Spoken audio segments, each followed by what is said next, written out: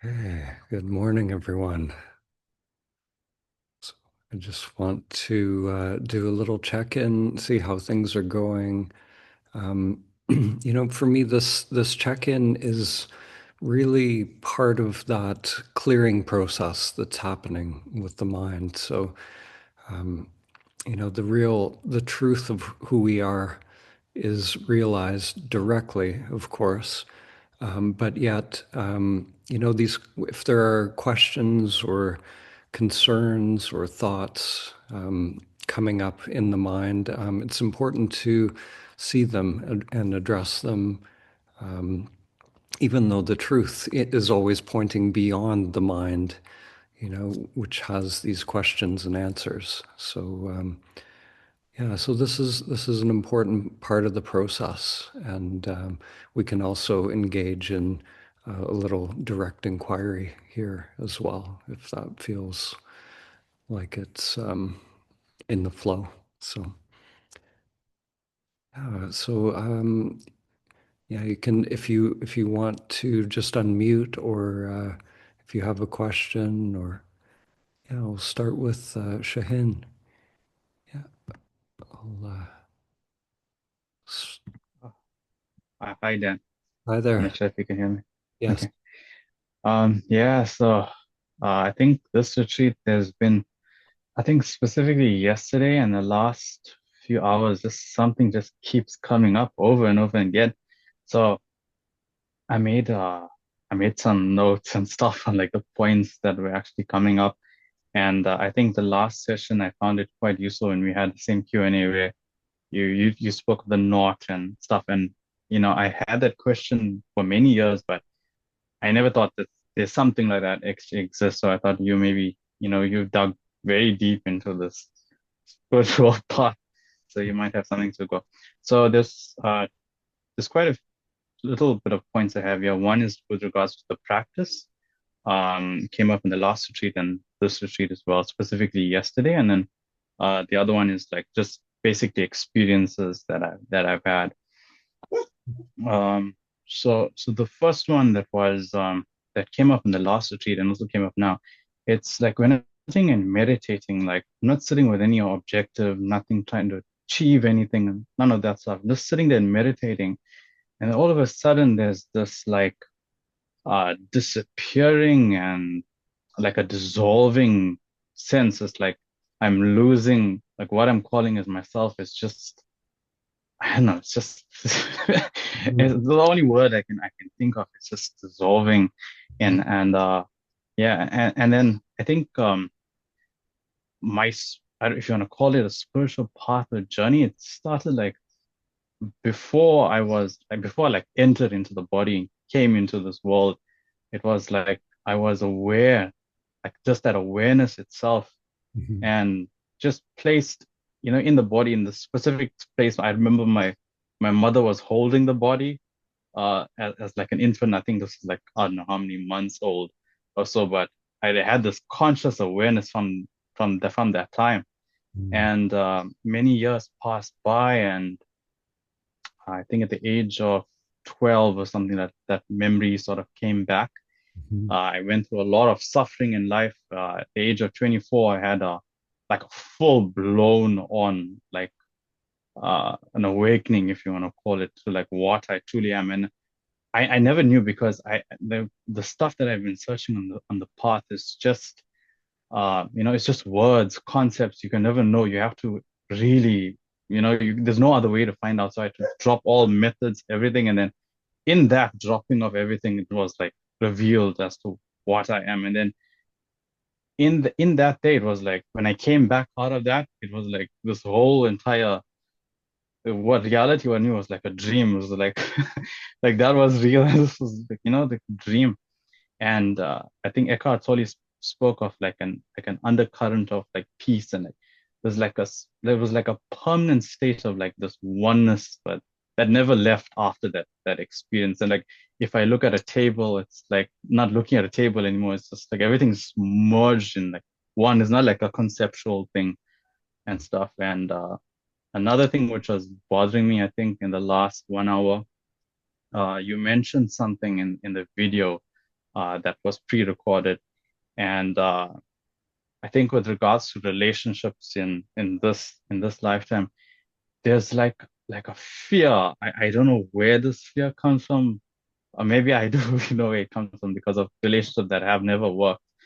And it's just like this absolute terrified feeling. And I tried to like see if I could let it go, but it's like if I let it go, it's like that's the end of me. But like this me. Mhm. Yeah, so I just wanted to share that. Yeah. Wow, yeah, lots there to start to um, yeah, explore. So yeah, so when you were sharing about that recognition of when you were really young, when your mother was holding you, as a baby, that's amazing that there was a like that awareness was recognized or kind of self-recognized. Because a lot of times we don't have those memories, and that awareness isn't a memory. It is a sort of mysterious recognition. So Mm, so that when we're like a little baby, there's no thoughts, there's no self-structure, there's no, the little baby develops preferences very quickly, but even when they're really young, even those are very kind of dropped away. It's just like this pure biological response. So mm. yeah, so that awareness, that pure awareness, do you recognize that to be present right now in this moment? Yeah, right now, yes. Yeah. Yeah. And so who are you? If I Uh, ask you yeah. who you Mm, are, are yeah, let's just explore that for a second. mm. Yes. So when you ask that, it's just well, it's a self that the false self, you can say, that is speaking and conducting everything in this world, but it's not me. But it's very difficult to describe. But if I had to put it in words, it's just a pure absolute awareness. Yeah. Mm, Yeah. Yeah. So when we have that knowing, that we are this awareness, that same awareness that was there before our character was really formed, before Shaheen was, a character, we were that. We are that, so what we're doing here now is, we've developed this character. We've all gone through this process of living in the world and developing the character. So it's not about going back to that pre-egoic state. We can't go back to being the mm, baby that's like the clean slate. Now it's recognizing, even when that character is active and present and thoughts are coming up, we start to recognize that this awareness is here all the time, and so we're sort of making this character permeable to that awareness. We're making even the unconscious mind becoming a transparent unconscious, so that awareness more and more, like you said, you recognized, when Eckhart Tolle talks about peace, that the more we're abiding as that awareness, the more my sense of I is with that awareness, mm, then peace is inherent within that. The only suffering is happening within the character, and the character is just made up of resistance and preferences to what is. So I would say, if you have, it sounds like you have a very deep recognition, it's always been there. That mm, awareness has always mm. been there. Never left. Yeah. Mm, So whatever's unfolding, we just let the self structure go through its development process, but we know who we are. It's we're actually the one that is just the knower of this whole show. So even that fear that you described around relationships, you know, who does that fear belong to? It's mm. obviously it's Yeah. part of the Shahin character. Mm, Part of its development process is to examine that fear, to start to grow from exploring what's happening there. There's the fear is always connected to some belief, the maybe a belief that if we connect with another, really deeply, if we love, we're going to lose ourselves, in mm. some way. There could be maybe a fear of annihilation, or I don't know, but it's something to explore. You Yeah. know? Yeah, and there, in a relationship, like when you really deeply um, love. Mm, The little self is out of the way. It's like the deepest sort of relationship is the samadhi state where it is a union, an actual union. So not just language figurative, but an actual energetic dissolving. And you mentioned that dissolving in your mm. sitting practice as well, Yeah. so that yeah, it starts to happen more and more, every relationship, every interaction in the world, we can there can be less of me in it, Mm, less of the little me that is resisting or knowing or evaluating or and just allowing the direct experience to unfold. Yeah. mm. The mind just like when that's happening, that dissolving kind of thing, it's like tries to like grab onto the control and then just goes away.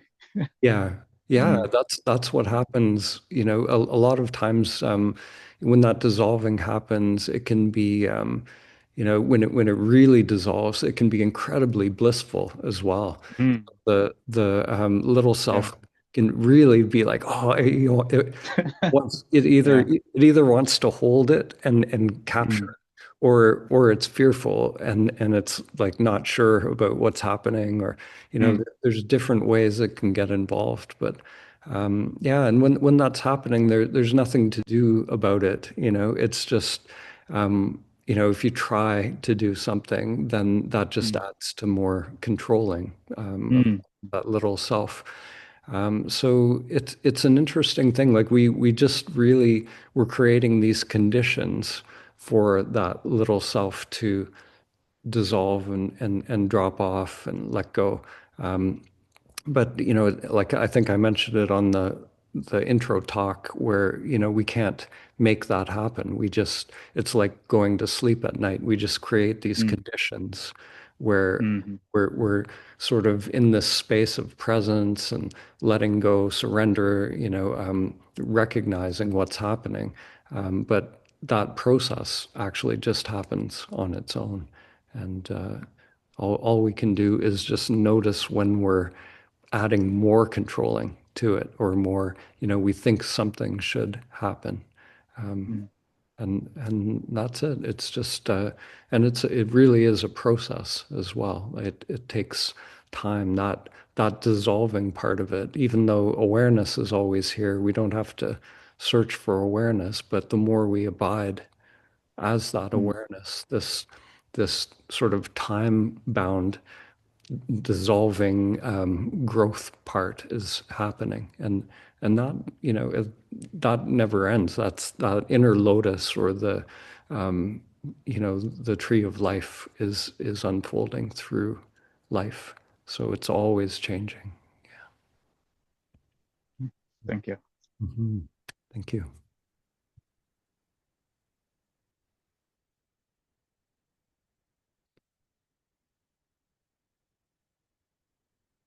Yes, Ruben. Yeah, hi, Ruben. Hello, Dan. Hi there. I think it's absolutely hilarious what's happening because to me, my biggest question is language, and that language seems to fail. Um, I've been seeing that all there is self, and yet there is no self. Both aren't true, and both are true. Right now, I think it's absolutely hilarious that I couldn't figure out how to raise my hand. And so this is like a virtual reality that we're in, and the mind and the body are the headset that we're putting on right now. And I'm actually talking, it's like when I say the I doesn't seem to be anywhere and everywhere at the same time, and at all times and at no times at the same time. So my question is language. Language is very, very sticky. It's kind of like a Chinese puzzle where the more I pull it, the more I get stuck in it. And Yeah. that it seems to me that the only thing that's truly real is that which is beyond time, beyond space, nowhere and everywhere at the same time. And in my meditations, that's what I'm getting more and more that you use the term hold on by another person. And hold on is like the one, Ken but Wilber talks about it quite. yeah. Yeah, yeah, The yeah. Kent Wilber, yeah. Mhm. And so it's absolutely fascinating that there's also stepping in and out, coming in and going out. And uh, one of the greatest teachers said, I no longer do that. I no longer go in and out. I'm just always on. And so I recognize that whenever I suffer, whenever I hurt, it's not me who hurts, it's the I, the false I that hurts. And so I'm definitely going in and out. I have moments of bliss, and then there's moments of pain. And I recognize the pain comes from the ego. Only 3 weeks ago, I was in a lot of pain. And then this showed up. And all of a sudden, I'm not in pain anymore.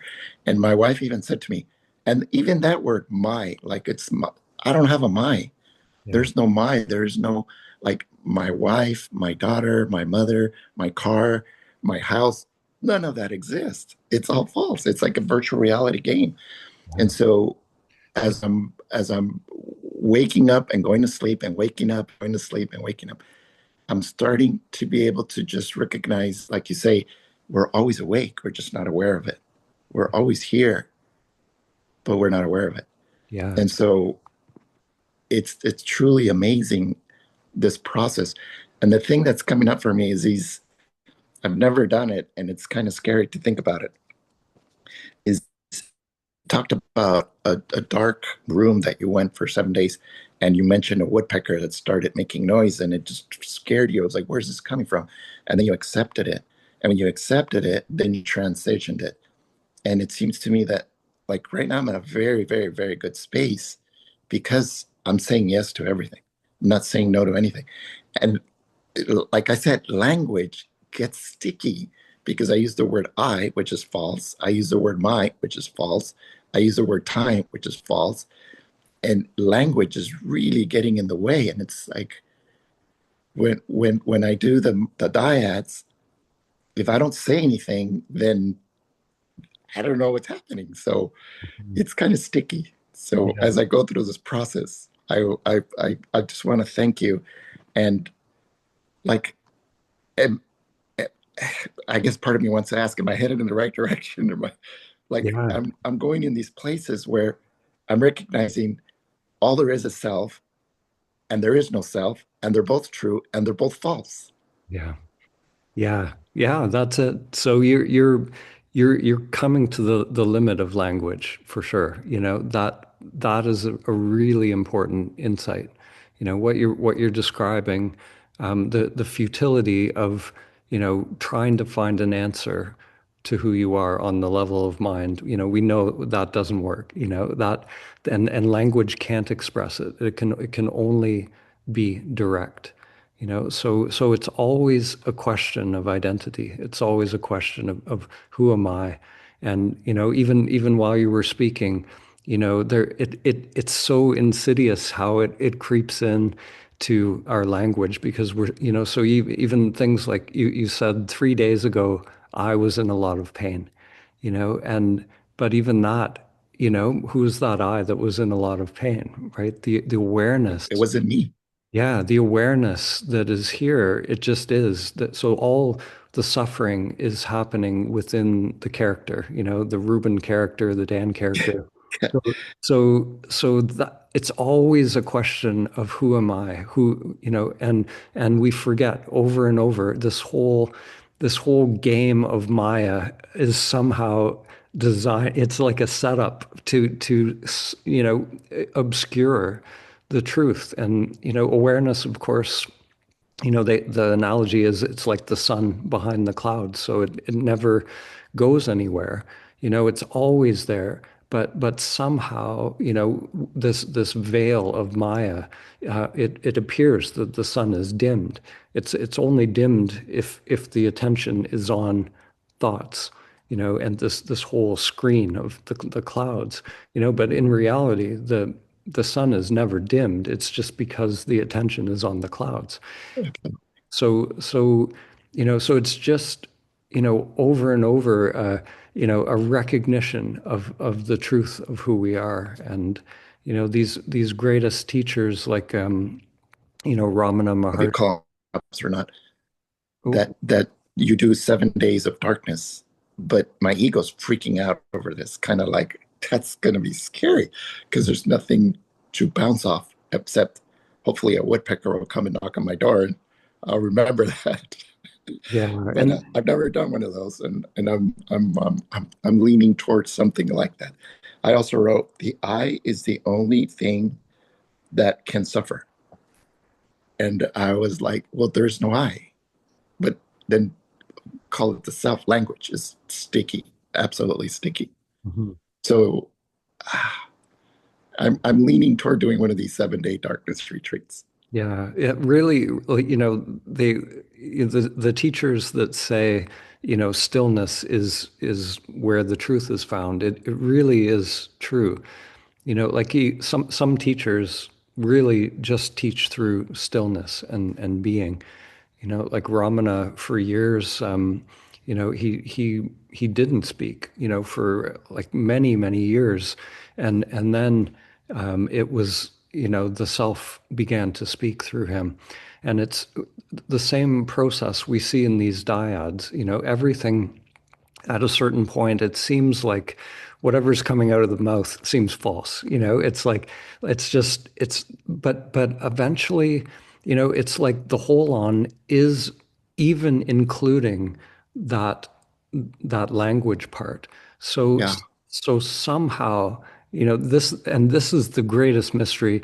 Somehow stillness can speak, somehow those words can come from the depth, so that when that little filter, that little character, that's labeling as right and wrong, and empty and full, all these dualities, eventually we drop that, eventually we can let that go, and it's a mystery what happens. Sometimes, there's an energy that starts. And so, I've watched people in the dyads, and it's almost like a baby learning to speak again sometimes, sometimes it just comes out and it's just free. There's just a freedom to it. But other times, but there's just a dancing with, the words can just become a play rather than, something where we're trying to find the truth through the words. Once, and to me, that don't know mind is that it's we enter this space of really not knowing, and then we can, this kind of childlike free energy starts to come, and we can just play with everything, and it's not, the mind that's figuring it out is, we can let that go. Yeah. Yeah. Mm. Thank you.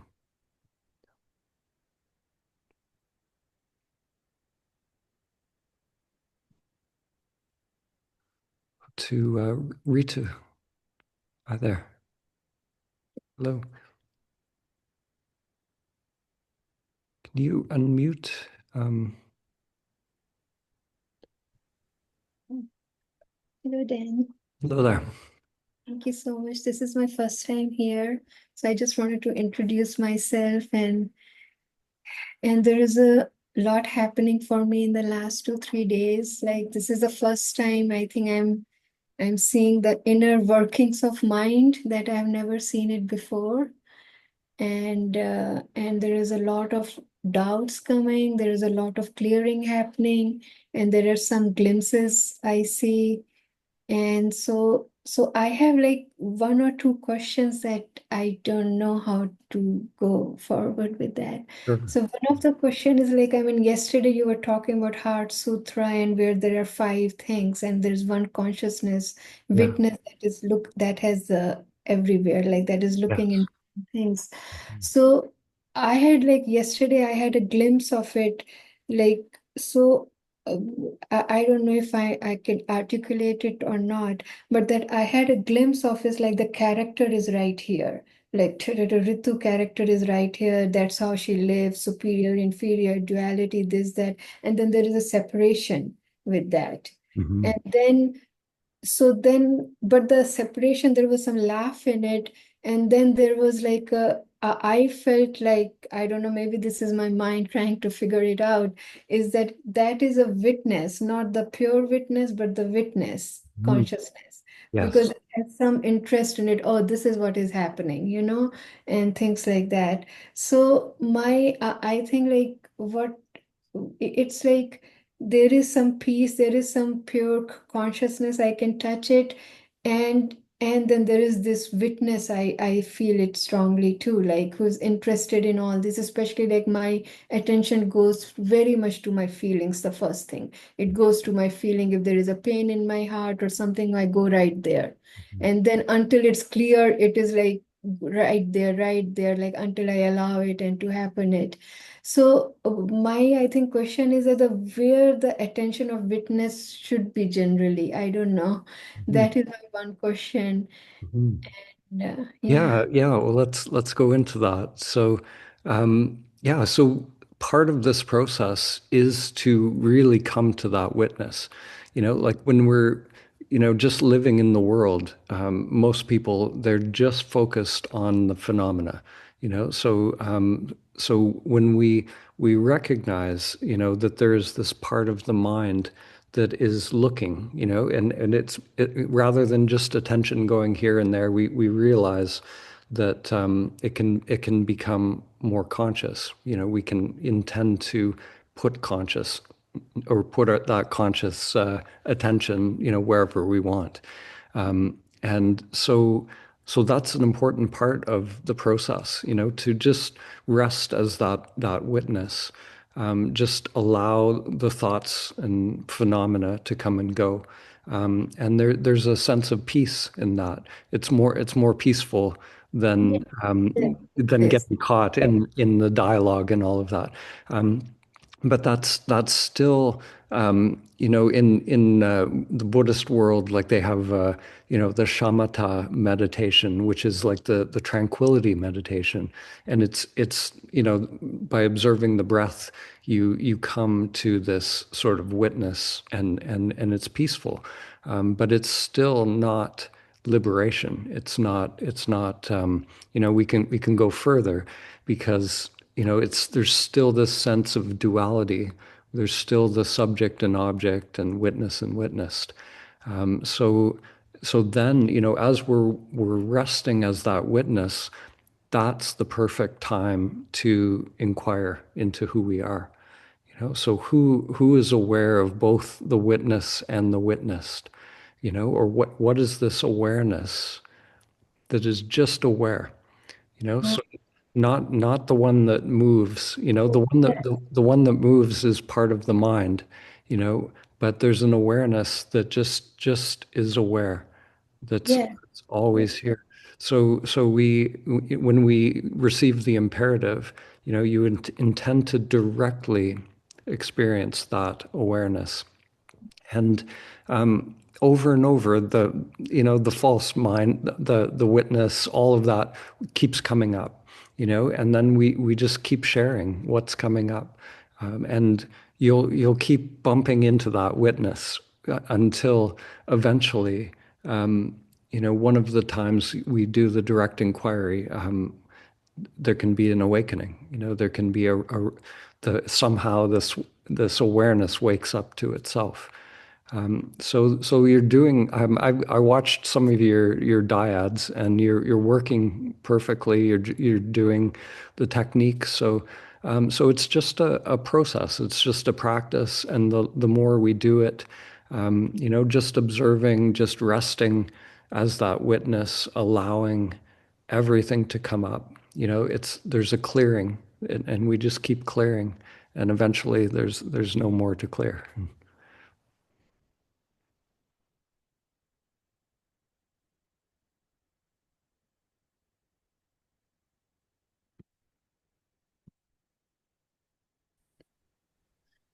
I think Oh, I think my internet might have dropped. We have a bit of a storm happening here, so it might be on my end here.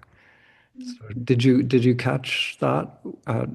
Or not the last part. Yeah, what you were saying. Yeah, but you focus on like when the subject and object merges. yeah. So there's just an awareness, that we we just intend to directly experience that awareness, just allowing, this duality to be as it is.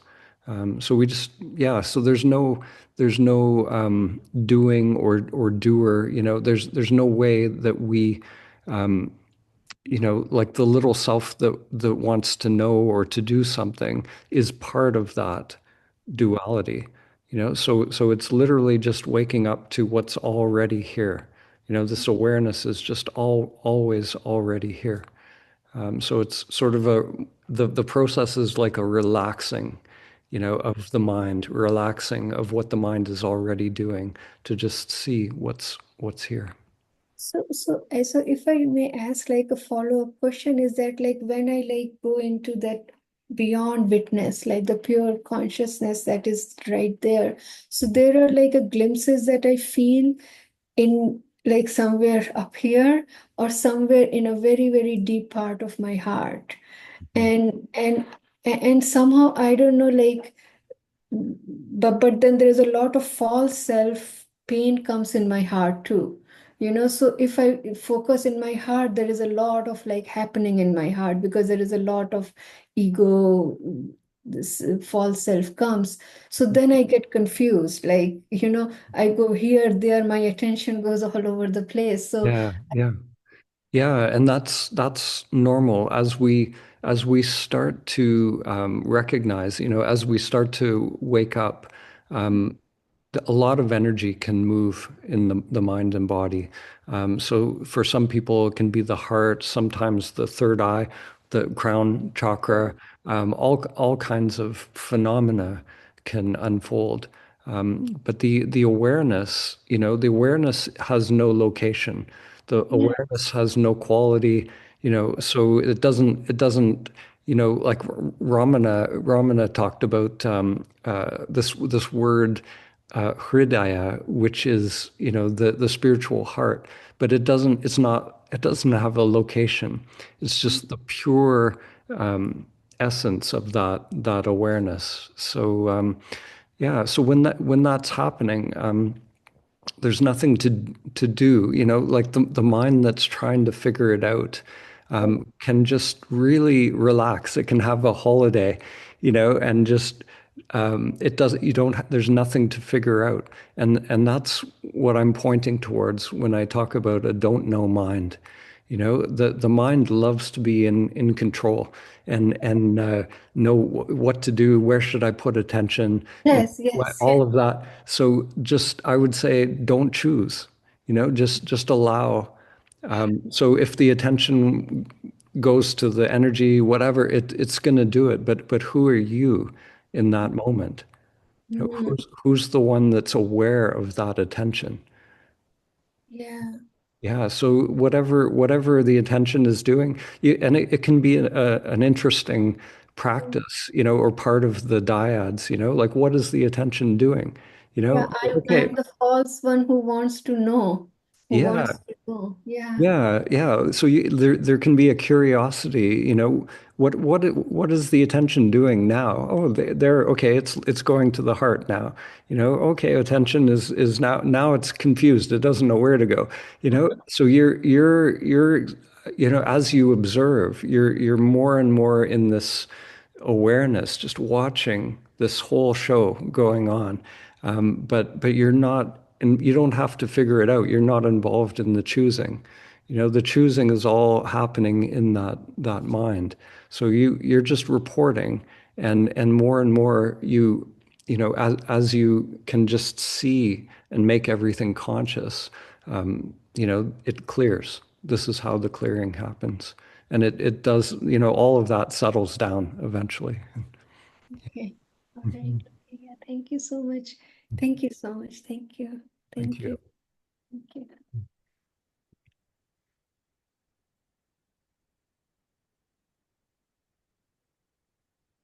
I'll go to Doris. Hi, Doris. You unmute. Yeah, there you go. Mhm. I did. Hi there. I have a psychological problem that is obsessing me. And I have a very difficult friendship.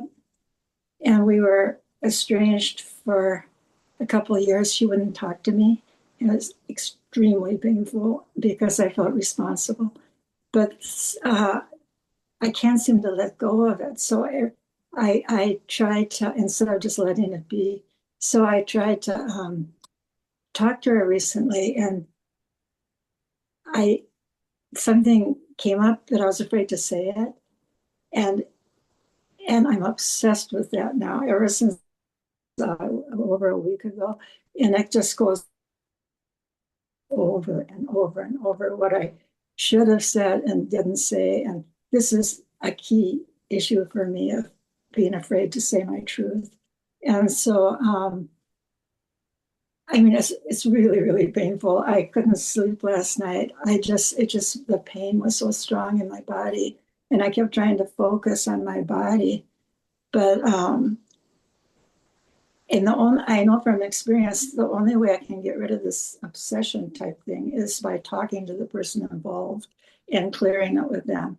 But it wouldn't work at this point, and so I feel I'm trapped in this obsession, and I can't get out of it. I don't know what to do with it, because if I just leave it alone, I'm just suffering all the time, and yet I can't do anything about it. So, what do you think?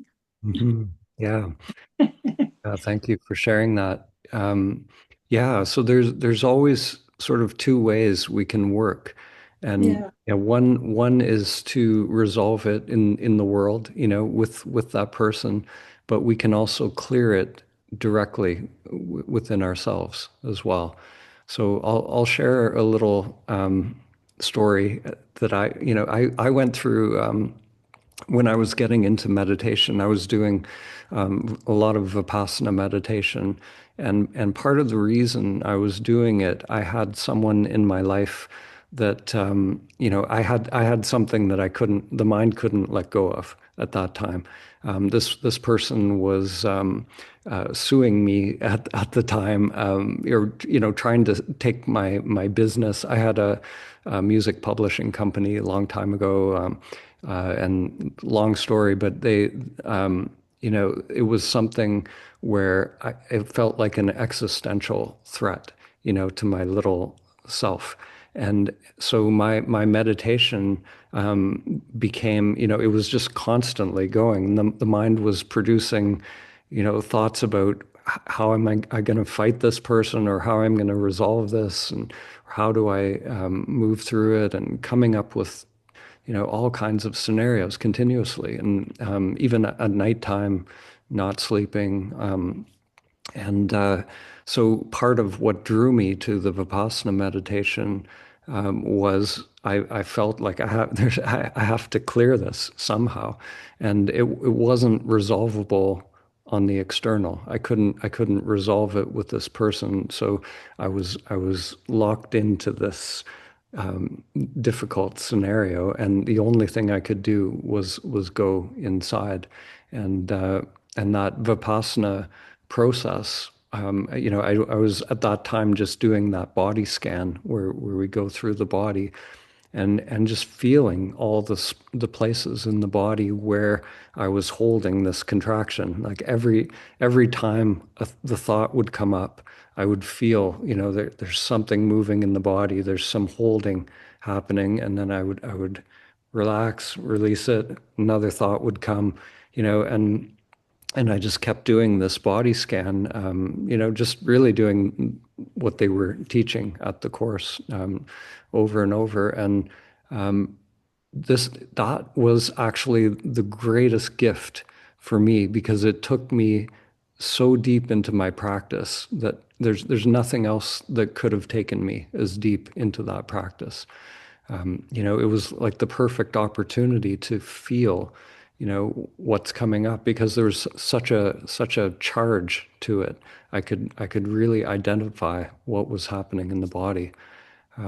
So for you, it's the same. You can use this as your way into a deeper exploration. Really see how when these thoughts come up, how does the body change? Is there a contraction?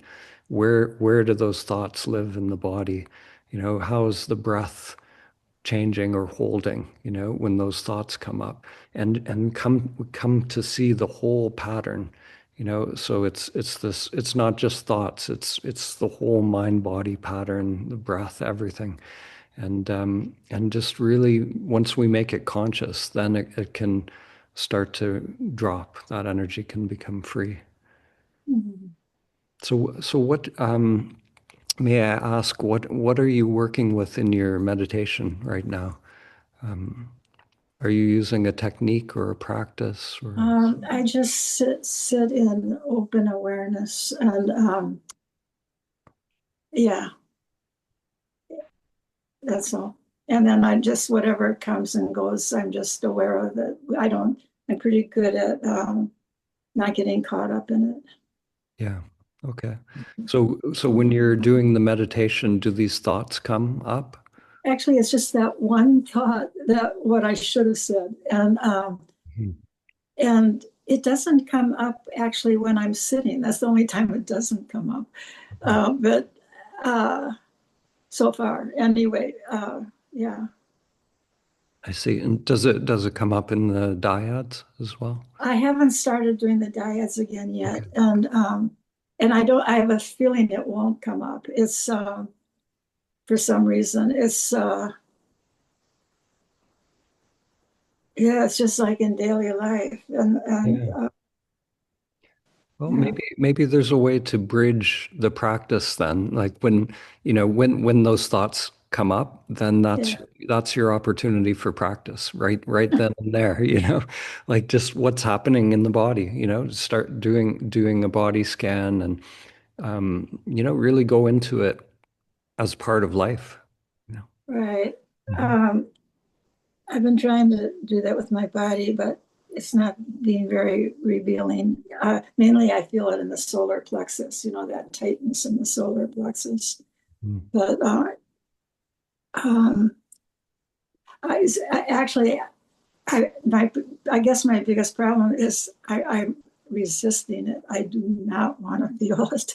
I do not want to think this thought, and I can't accept it. And that's, I can see that, but I can't make myself accept it. So Yeah. I just feel so caught. So sometimes it's not about necessarily, accepting it, or like, have you ever explored Byron Katie's work? Yeah, So yeah, she would just say, question the thought, you know. yeah. So can you tell me right now, what is the thought? What is the thought that comes up exactly as it comes up? Um, I should have said, okay, already I can hear her in my mind now saying, is it true you should have said? Do you know that's true? Because that's the crux of it is I should have said, and then whatever it is, and yeah, Yeah. Yeah. So if you really question that thought, it's yeah, amazing how like we have these beliefs, yeah, the thought just, it had a charge at one point. It's gone into the unconscious and it's just looping now. But right, but if we really question it, it just pulls the plug on the whole thing. If yeah, you realize you don't have to believe the thought at all in the first place, if it's not true, um, then it loses its energy and its momentum. So so there's different ways we can work with this. We can work in the body, but we can work on the level of thought, just yeah, questioning the thought directly right, as well. Yeah. Mhm. yeah. Mhm. Thank you. Mhm. I never knew that you gave 7-day darkness retreats. Oh, It, that was just something I did on my own path. Yeah, I oh, don't, we don't have 7-day darkness retreats. No. oh, Yeah. Yeah. oh, because I did one for 3 days once, and I think I probably slept most of the time, but I felt so great. I wanted to do it for 21 days, and that was my plan. But after 3 days, I just realized that was enough. I was finished, and I didn't have to feel like I quit because I just felt finished, and I felt very refreshed Yeah. uh, and clear. And anyway, so I've been dying to do a dark retreat ever since then, and I don't know how to go about it. Yeah, I just built a little darkness hut on the Oh, property here. The main thing is you have to have air in there, so you can't make it airtight. So you have to have a way to let the air in and but keep the light out. But right. but my experience was very similar. I after about 3 days, or they say like your pineal gland starts to secrete Mm, DMT, yeah. and you go into a different sort of state. And I was the same. Like after about 3.5 days,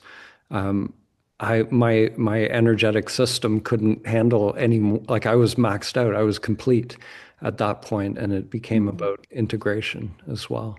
So mm, yeah, I know the Tibetans do like really long retreats mm, and there's also a guy in Thailand who does darkness retreats in the Taoist tradition. His name is mm, Mantak Chia.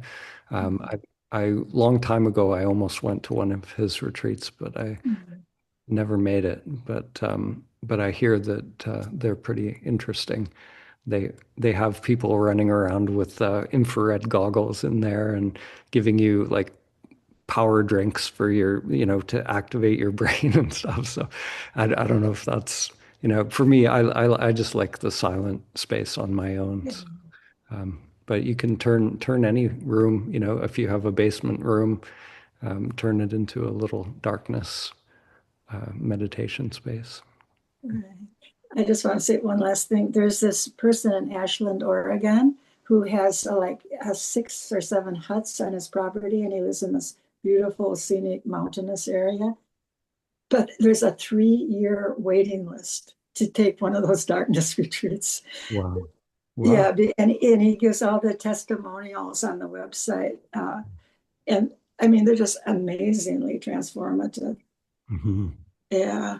What's his name? Do you know? Um, uh, I don't know offhand, but I could let you know. Oh, interesting. Yeah. Yeah, he wants to build more of these little huts, and a problem could be the food. So his wife makes these incredibly delicious meals, and then passes them. They have a way so the darkness isn't impinged on to get the Yes. food. Yeah. Yeah, so That's it's awesome. perfect. Yeah. Yeah, That's amazing. Yeah. I want you to do that on your property. Okay. I'll get right on that. Thank you.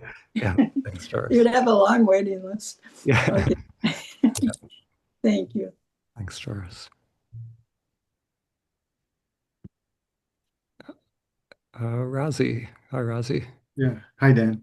Uh, just wanted to say that spontaneously, I happened to do the dark retreat at my house Mm. late last year.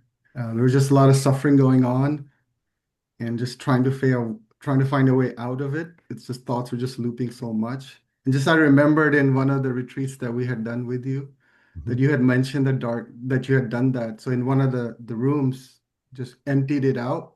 spontaneously, Oh, uh, told amazing. told Bushra like, hey, knock on my door next Sunday at 10 a.m. And it was Wow. Sunday. I just wrote it on the board. She didn't even know I was going to do that. Wow. That's Because I amazing. didn't know, I wouldn't know what the time it was, and I was really scared to know if I could do it. And I'm not very good with my hands, so I went to my garage, I found tarp, and I nailed things, and I put holes around all the stuff. And Mhm. in my room, the lights were coming from the door, so I got my jeans, and I just put holes, and all the jeans were blocking all the lights. I just had to, whatever. Oh, yeah. Yeah. And but I do this sometimes. I go to extreme. So for whatever reason, this decision was made that I'm not going to eat for the whole 7 days. Wow. Wow. But then it was I'm not also going to drink anything for the seven. No water, no food, and no That's bathroom. pretty extreme. And Yeah. I never done anything like this. And there's no bathroom in the room. So I was Mm. like, how the hell is this going to work? Because Wow. I just didn't want to leave. I just like I'm just gonna have to deal with it myself, you Yeah. know. Yeah. And I'd never done anything like this before. I had done fasting before, but not no water for that long. And I was Yeah. so scared, like how I'm going to do this, and I didn't want to fail. Mm.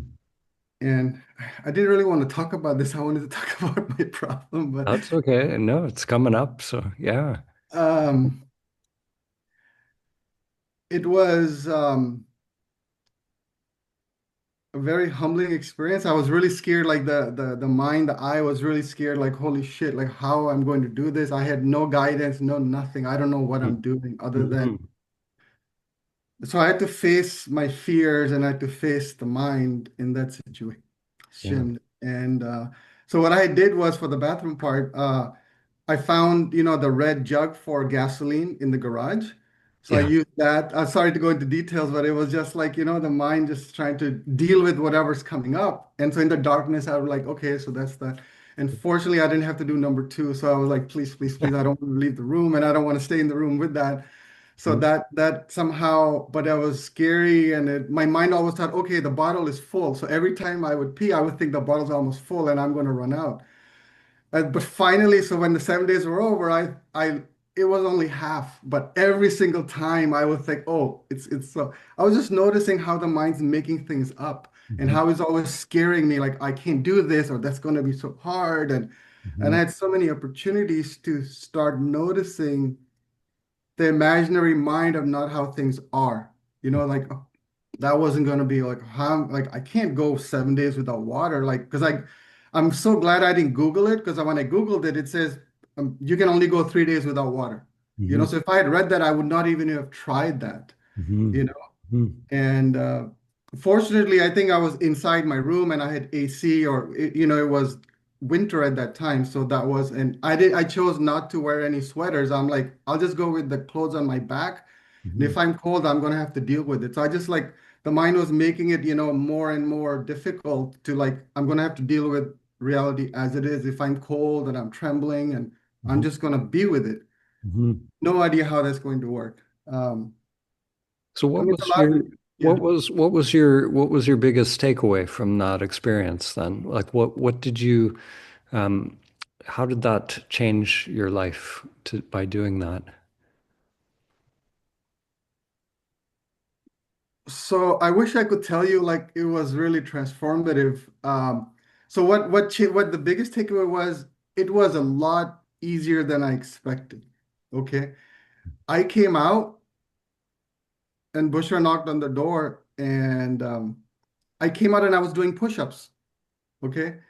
And I thought I'd be so weak, I'd be crawling on the floor. So my takeaway was I don't know what I'm really capable of, and not to believe all my thoughts. And Mm-hmm. I was like, if I can do that, like or if the body is capable of doing that, what else is it capable of? You know, so that was a takeaway I had, and not to believe my fears so quickly. Um, but the problem I was there to try to solve is still there today. Yeah, yeah, So unfortunately, I wish I could report I did this thing and then everything got better, and like, yeah, yeah. I'm this, like, I went through so many different phases in my own path, and I had like a flotation tank as well. That was part of my darkness exploration. All these things, and it seemed like at the time they were sort of stepping stones. They were definitely interrupting the patterns that were in play, and unlocking different things, different energies, letting go of beliefs. All of those things were important stepping stones. But then, eventually I realized, anything on the external, it doesn't matter if we're, in a temple in Tibet or in a darkness hut or a tank or whatever. It's still the consciousness is what it is. What I truly am isn't conditioned on, it has nothing to do with these external conditions. So all of that, they were useful at points, as a sort of loosening of the self structure. But really, what it comes down to is this direct inquiry, which, you know, like the great yogis always, you hear about them going into the cave and all of that, like Ramana. But you don't need to be in the cave. You can that same awareness is here in day-to-day life as well. So it's just more, it's easier sometimes in the cave, but Yeah, um, actually, what I learned was to exhaust that illusion. It was, oh, if I could just go to that cave, if I could go to that guru, or if I could just go to that place, then my problem will be solved. yeah. So I just question I wanted to ask you. By the way, thank you for sharing today with Ruben, Doris, and Shaheen. Like all of those three literally are reflecting what's happening on my side. Um, and I wanted to ask you, and I was so embarrassed to even ask you today. I was like, oh no, I will reach Dan privately because I'm so embarrassed to even admit this or to even look at it directly. So there's this spiritual this image I have of myself, like I'm super spiritual, like sorry to just, but it's there. It's like, oh, I'm so smart, I've done these things and da da da da da. Mhm. And then to admit, like, well, shit, I'm struggling too. Like I'm really struggling with this, and to be honest with my own self. Mhm. And so this is the pattern that's coming up. Like with Doris, it might be this thing. So what's happening is in my life, it's not really integrated. I have this mostly through my day. I'm just trying to focus on this spiritual life. It's sort of artificial now. It's more like an image that I have of myself. Like Mhm. I'm a spiritual person as the most important thing, and that's what I'm going to do. Mhm. But then the practical day-to-day life is literally just ignored. I'm just not addressing the daily things.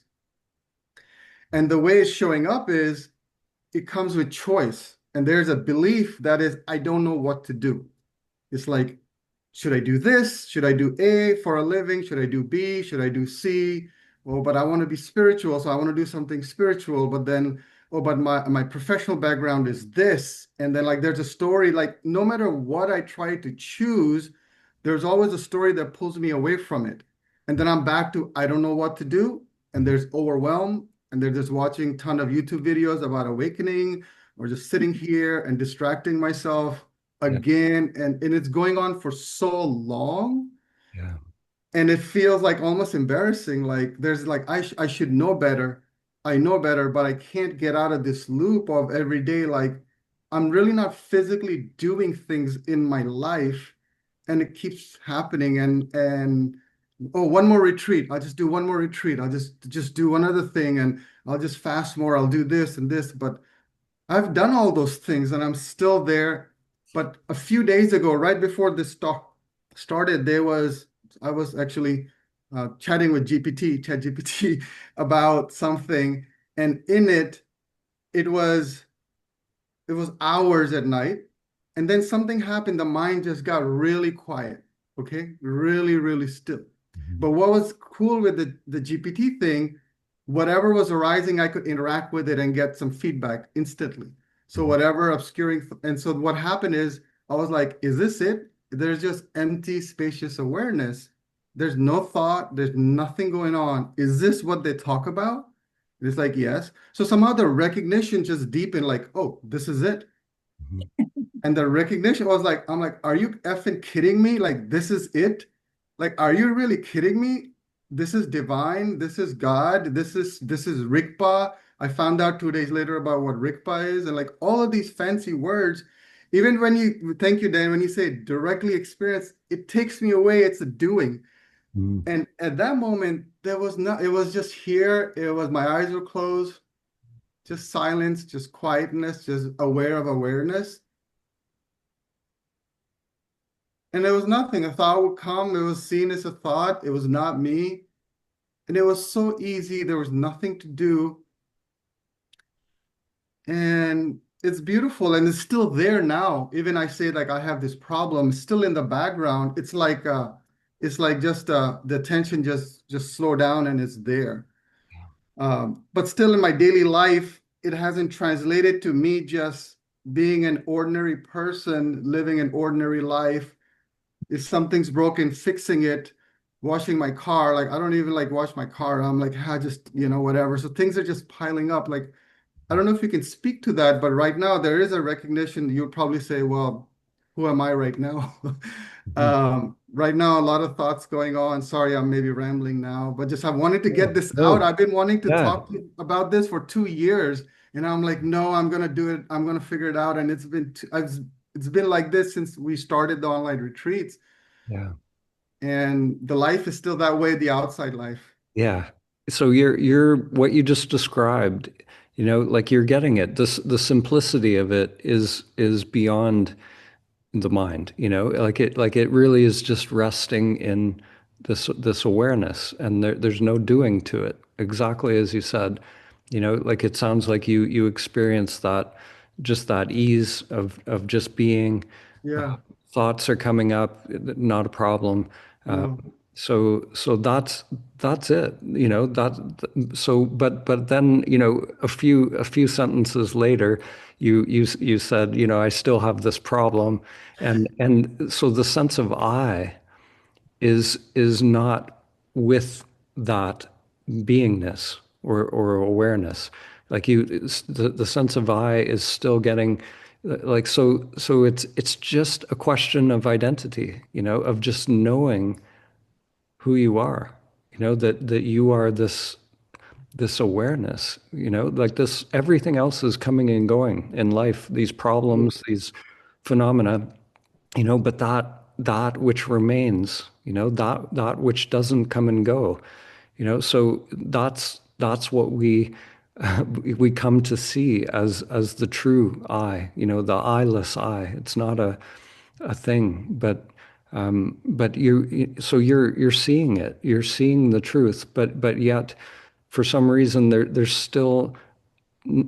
this sense of still being the character, still being like my problem, that's arising. And Yes. And so it's like it has so much momentum. It goes whoosh, and Mhm, it's like it obscures that. mhm, But when I'm like it was 3 in the morning, late at night, just doing the thing, there's not, especially when I open my mouth and I talk, that that sense of awareness gets obscured very quickly. And yeah, the attention just goes in that and it's mechanical and it's that is not stabilized yet. yeah, But it's but if I like even if like if you ask me,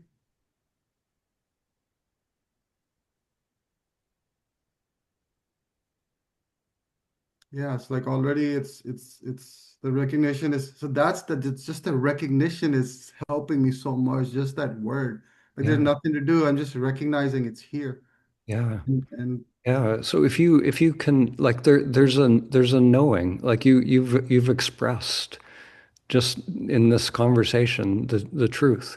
You've yeah, expressed the deepest truth of, you've explained it, and there's a clarity to it. So yes. so now, the mind can relax. The mind the mind doesn't have to do anything. That being is always present. It's always here. So it's just the vigilance, the part of the practice where there is still a sadhana is now it's not to achieve anything, it's not to do anything, it's not to find anything, but just trust that, like, what there's a part of you that knows the truth, that is the truth. Yes. It's just here. So that is your sadhana. Once you've realized that, there's no more need for anything. There's no, Yes. that spiritual person who you described as, this good spiritual Razi, that one isn't needed anymore.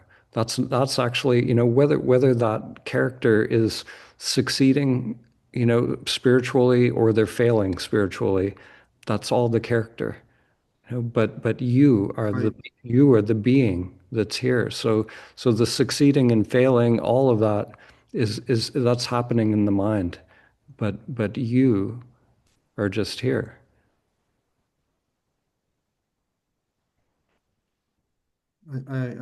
I see that. It's just like a shifting back or shifting here in the ground of being as who I am, and that's here right now. And noticing like, oh, the thoughts are coming, the story or the car needs to be cleaned or that has to be done. And the thought that says, what should we do? That can also be noticed because that's not who I am. So either Mhm. it will be done or it will not be done, but it doesn't disturb who I am. Yeah. Yeah, and the energy will go where it's going to go, It's like something needs to be cleaned.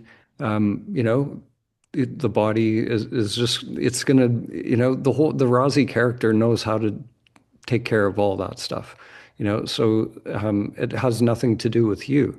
If the sense of I Right.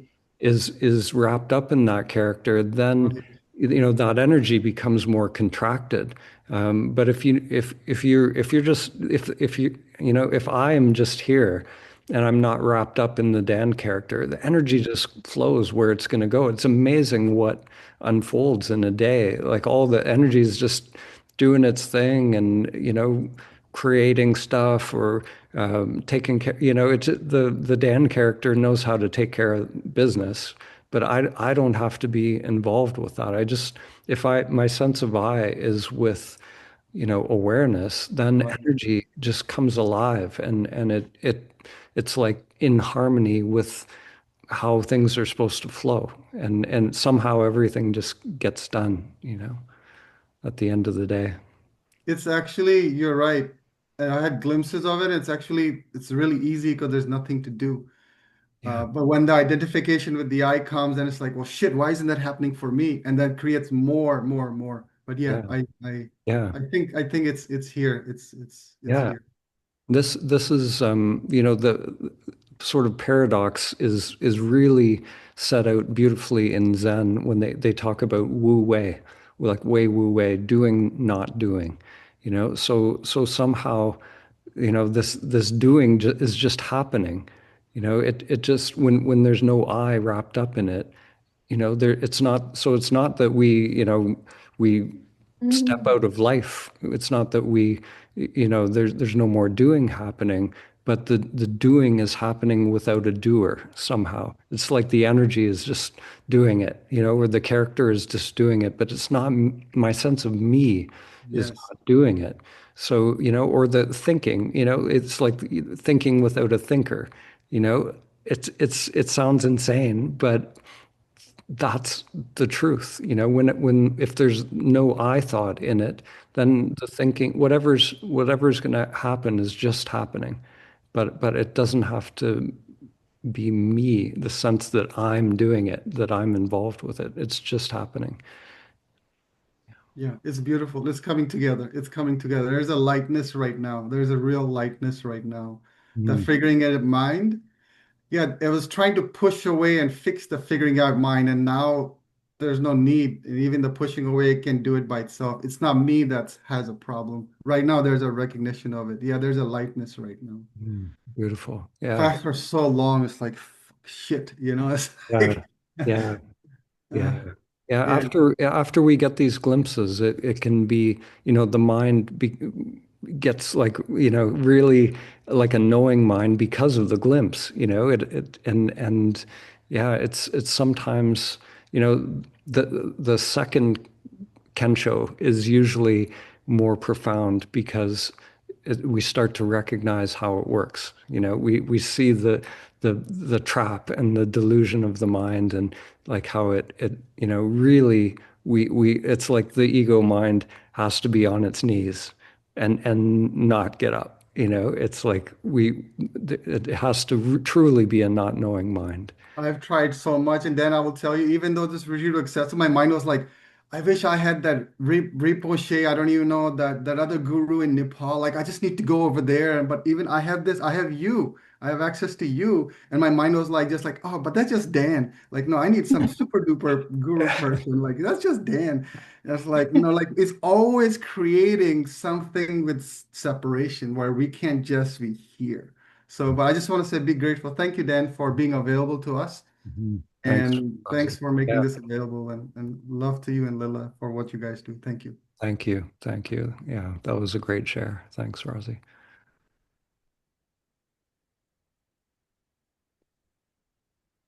I'll go to Guy. Hi, Guy.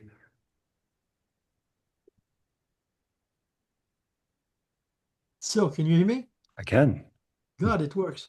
Yes. Hi, Dan. Yeah. I just want to share a small experience I had the last Dyads last night, and I want to share it because it's really related with the work we're doing right now.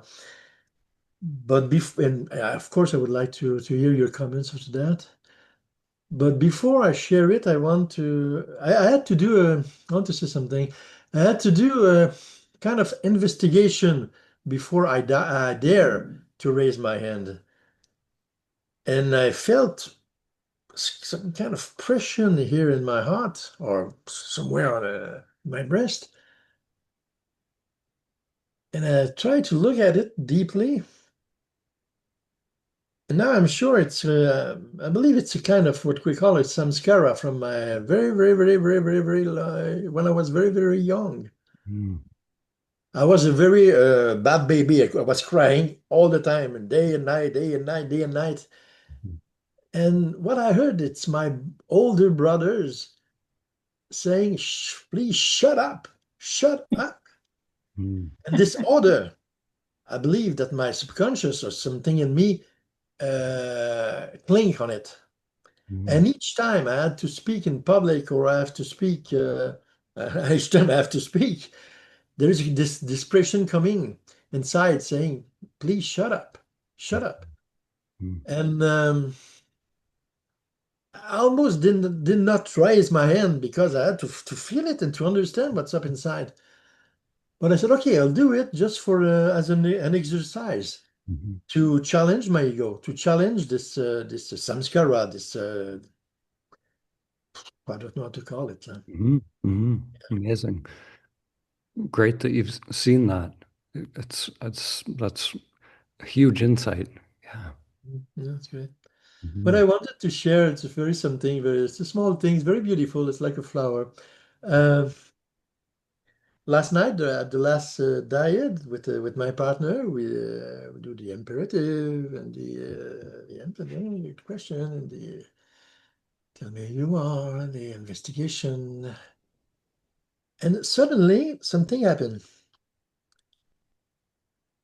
It was not an imperative and a self-inquiry, but it was a direct communication from one soul to another soul. Mhm. One soul to another soul. It was a flow of communication. It was like almost a transmission. I received what she felt, and I believe she received what I felt. Mhm. At one moment, she said, I just feel joy. And I received directly her joy in me. And her joy became my joy. Mhm. And after that, I said, "Oh, I feel so much I'm present right now. And I feel, maybe I'm wrong, maybe it's just an illusion, I don't know for her, but I feel that she received my present and she integrated. And it was a kind of what I call a communion. Was no ego, no mind, no preferences, nothing, just pure communion of two souls. I'm sure that I felt it before in the other diets, but last night it was really, really um, clear for me. I really realized it for the first time. Oh my God, something can communicate. And what it blows my mind, it's, my God, sometimes we can feel it in a direct relation with someone. When you said before, when you're in love or when there is a good friendship or we have a good conversation with someone, we can feel the other. But now I said, my God, maybe she's living in another part of the planet, in space, with another time zone. I don't know. Mhm. But through internet, this communion of the dyads can be done clearly. And I really felt it, and I said, "Wow, that is very great. That is very great." It really surprised me. I was a little bit suspicious in the beginning about the internet communion or communication. I said, maybe it will be not so real, Mhm. but I felt it very real, very real. Beautiful. Mm. Beautiful. Thank you for sharing that. Yeah, that I'm amazed as well. Like I did these dyads, in physical retreats for many years, and I was very skeptical about the internet as well, whether there would still be that possibility of a true connection and true communion. And yeah, it's amazing that it works. And yeah, that's a beautiful report. And yeah, that's the mystery. Like this dyad structure, it's creating these conditions, but eventually there's this opening, and it becomes a direct. I love that word communion. It is. Yeah, it's just two souls, just or one soul, or I don't know, whatever it is. But it's yeah, that's beautiful. And in in the language of Charles Burner, he calls these direct experiences when it's like the ego falls away, and then there's this direct communication, and that's the purpose of this is to recognize who we are, and then the other part of it is these direct experiences. So who we are is just the awareness that is present, which is shared. But then, abiding as that awareness, it's like we can have an infinite number of these direct experiences. And all of these direct experiences are like samadhi states. So I can have a direct experience of another person, another being. I can have a direct experience of just life energy, being one with life. A million. When we go out of the dyad, you can start to interact with the world. People report, going in that state of union, having a shower, having a direct experience of a shower. It's like you've never had a shower before. It's all new. Every experience when that filter drops away.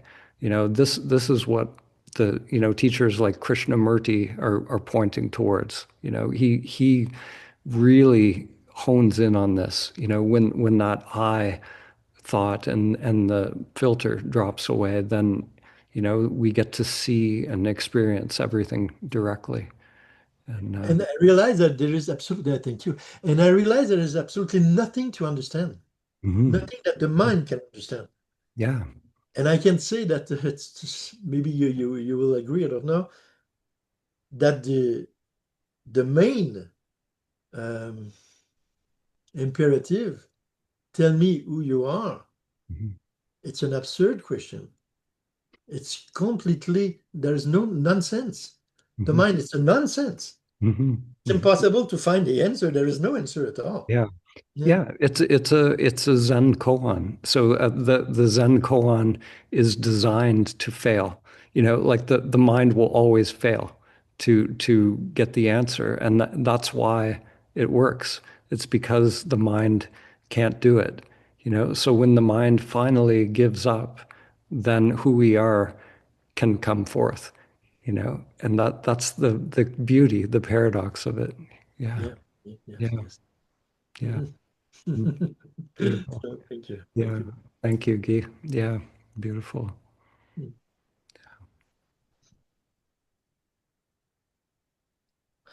Okay. So, yeah, I think wow, the time just flies by here. So, yeah, it looks like it's 12:25. So I'm going to wrap it up here. So, yeah, thank you, everyone. Beautiful sharing. Yeah, so much richness in sharing. All of these insights. I love when the truth starts to come through people at these retreats, and I can see it. I can feel the aliveness coming through you guys, and yeah, it's beautiful. So thank you for sharing, and we'll see you around in the Dyads in the evening again. Yeah. Mm. Bye, everyone. Bye bye.